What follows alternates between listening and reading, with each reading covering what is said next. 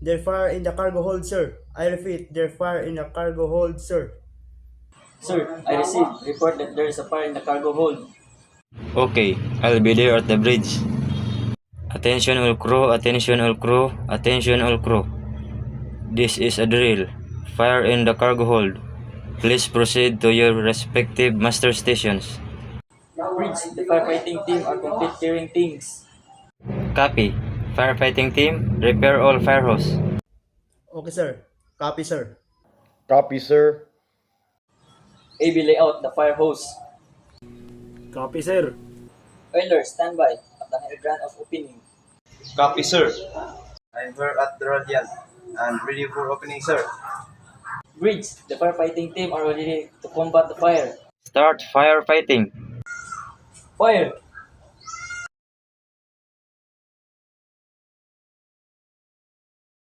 Bridge, there's no sign of ignition and cause of fire over. Copy that. Attention all crew, drill dismiss.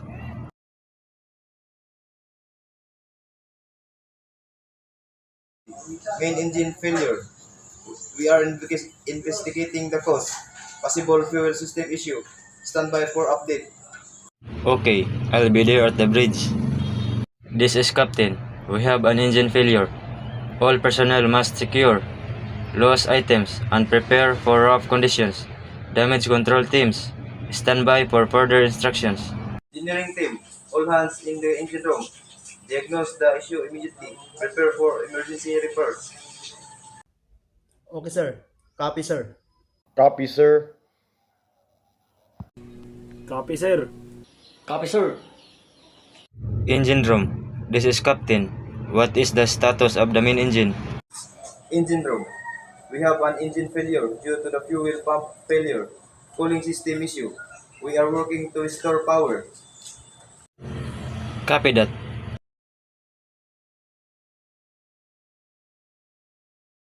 Bridge. Engine room. Power restored. Engine back online. Resuming normal operation. Engine room. Bridge copies. Good job. Monitoring vessel response.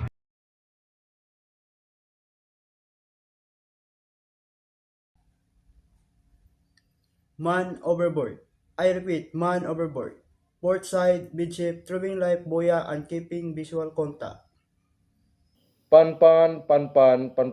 This is motor vessel Almac. I have man overboard in position latitude 50 degrees 40 minutes north, longitude 001 degree 40 minutes west. Please look out of my visibility. Initiate man overboard procedure. Reduce speed. Turn to the reported position and launch boat. Launch the rescue boat. Stand by for retrieval. Sir, rescue boat team is preparing to deployment. Okay, drop the rescue boat.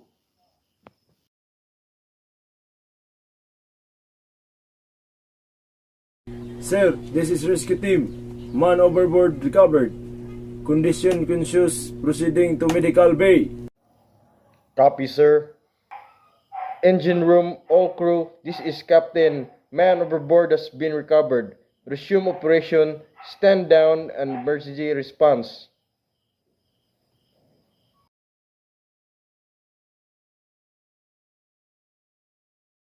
Sincerity plays a critical role in teams' crisis response because it fosters trust, transparency, and effective communication. When leaders and team members are sincere, it helps create an atmosphere where people feel safe to express concerns, share ideas, and collaborate on solutions.